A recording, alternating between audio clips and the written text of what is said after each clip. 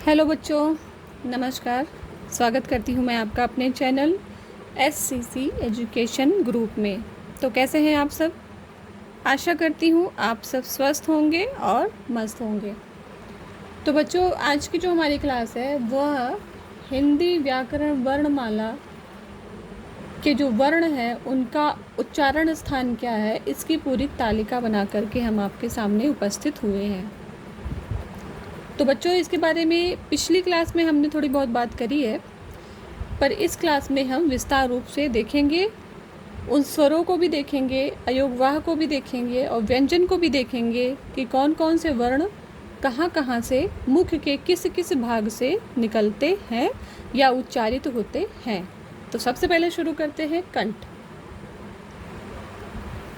जिनका उच्चारण कंठ से होता है, जैसे कि अ, आ, अह। इनका उच्चारण स्थान जो है वो कंठ से है। अगर आप जब बोलेंगे तो आपका आभास होगा कि ये सीधे हमारे कंठ से निकल रहे हैं। ये जो वर्ण हैं ये सीधे हमारे कंठ से निकल रहे हैं।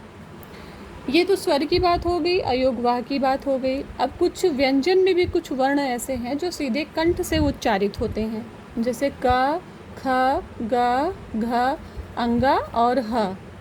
यानी क वर्ग के सारे और ह, ये सब हमारे कंठ से उच्चारित होते हैं या कंठ से उच्चारित होने वाले वर्ण या अक्षर कहलाते हैं। अब नंबर 2 की बात कर ले, तालु। तालु कंठ के बाद अगर ऊपर की तरफ आते हैं तो तालु का हिस्सा होता है जो गहरा होता है ऊपर की तरफ मुख में। तो तालु, जिनका उच्चारण तालु से होता है, ठीक है। ऐसे कौन कौन से स्वर हैं और वर्ण व्यंजन हैं? तो स्वर वर्ण में है ई, ई, ठीक है। ये हमारी तालु से उच्चारित होने वाले वर्ण हैं। व्यंजन में है च, छ, ज, झ, य और श। यानी चा वर्ग के सारे और य और श जो है ये हमारे तालु से उच्चारित होने वाले वर्ण या अक्षर कहलाते हैं। तीसरे नंबर पे आते हैं तो ये है मूर्धा। तीसरा नंबर है जो हमारे मुख से जहाँ से साउंड क्रिएट होती है या उच्चारण स्थान होता है जहाँ से हम कुछ वर्ण उच्चारित कर पाते हैं, तो वो है मूर्धा, जिनका उच्चारण मूर्धा से होता है, ठीक है। तो वो है री। स्वर वर्ण की अगर हम बात करें तो री है, और व्यंजन वर्ण की अगर हम बात करते हैं तो ट, ठ, ड, ढ, ड़, र, श, ड़, ढ़, ठीक है। यानी टा वर्ग के सारे और ड और ढ से बने हुए ड़ और ढ, यानी कि ड और ढ से बने हुए ड़ और ढ और र और श, ये सब वर्ण जो है ये मूर्धा से उच्चारित होते हैं, ठीक है। यानी कि तालु के बाद अगर हिस्सा आता है, तालु और दंत के बीच में जो हिस्सा रहता है उसे हम मूर्धा कहते हैं। तो ये मूर्धा से उच्चारित होते हैं, ठीक है। अब दंत की बात कर लेते हैं। दंत वर्ण कौन कौन से हैं? तो दंत वर्ण है जिनका उच्चारण ऊपर के दांतों पर जीभ लगने से होता है, ठीक है। जिनका उच्चारण हम जब करते हैं तो हमारी जो जीभ है वो ऊपर के दांतों से जाकर के टकराती है। मसूड़े जो ऊपर के हैं उनसे जाकर टकराती है, दांतों को टच करती है, उन्हें हम क्या कहते हैं? दंत वर्ण कहते हैं। तो स्वर वर्ण में ऐसा कोई भी वर्ण नहीं है, लेकिन व्यंजन वर्ण में है त, थ, द, ध, न, ला और श। सा बोलेंगे, ठीक है, इसको सा बोलेंगे। तो त, थ, द, ध, न, ला और सा, ठीक है। जब हम इन वर्णों को उच्चारित करते हैं, इनका उच्चारण करते हैं, तो ये सीधे जो हमारी जीभ है, हमारे मुख के ऊपरी हिस्से की तरफ जो दांत होते हैं, मसूड़े जो होते हैं, उनको टच करती है, यानी स्पर्श करती है, छूती है। पांचवा देखें, ओष्ठ। ओष्ठ का मतलब होता है होंठ, जो हमारे होते हैं उनकी बात हो रही है।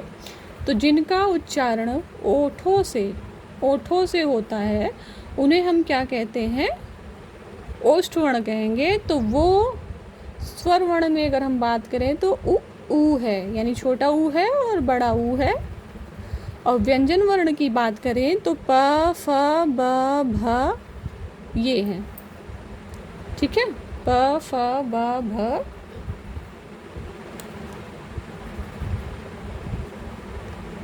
अब हम आते हैं नासिका।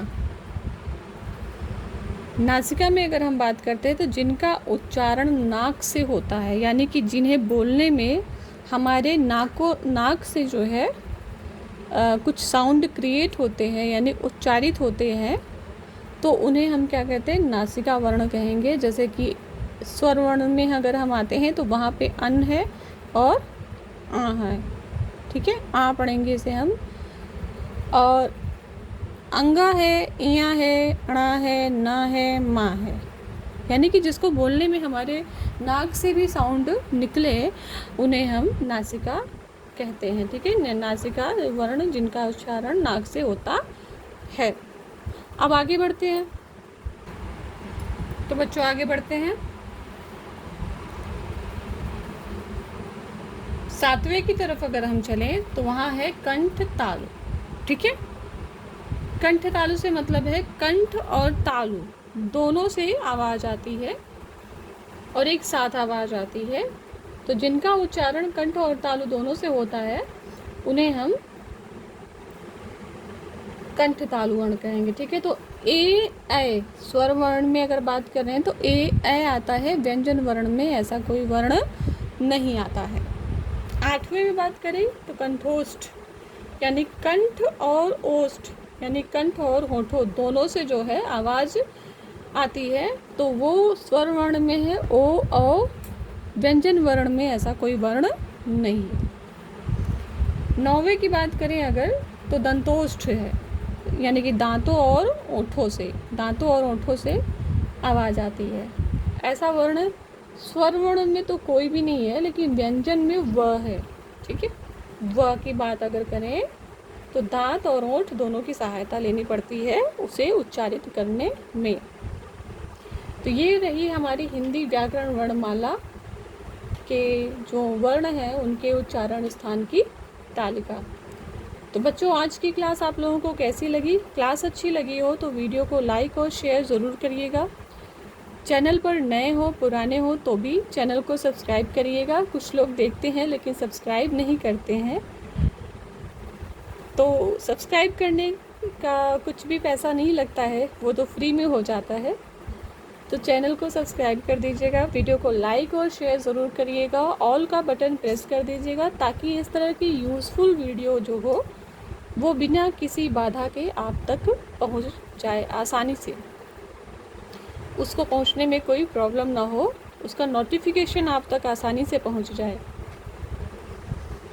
अगली वीडियो में आप सबसे पुनः मुलाकात होगी, और जाने से पहले कुछ लाइनें ज़रूर पेश करना चाहूँगी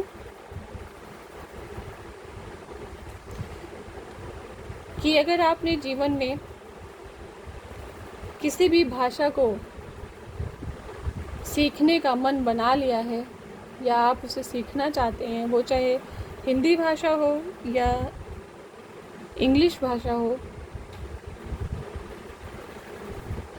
तो उससे दूर भागने से अच्छा है कि आप उस भाषा को जितना हो सके उतना अपने प्रयोग में लाएं। कभी कभी क्या होता है ना कि जो चीज़ें हम पढ़ने से नहीं समझ पाते हैं वो बोलने से समझ जाते हैं, यानी कि जो चीज़ें हमें लिखित भाषा में नहीं समझ में आती हैं उन्हें हम एक दूसरे से बोल करके अपने व्यवहार में अपना करके सीख सकते हैं। तो बच्चों अगली वीडियो में आप सबसे पुनः मुलाकात होगी, तब तक के लिए नमस्कार।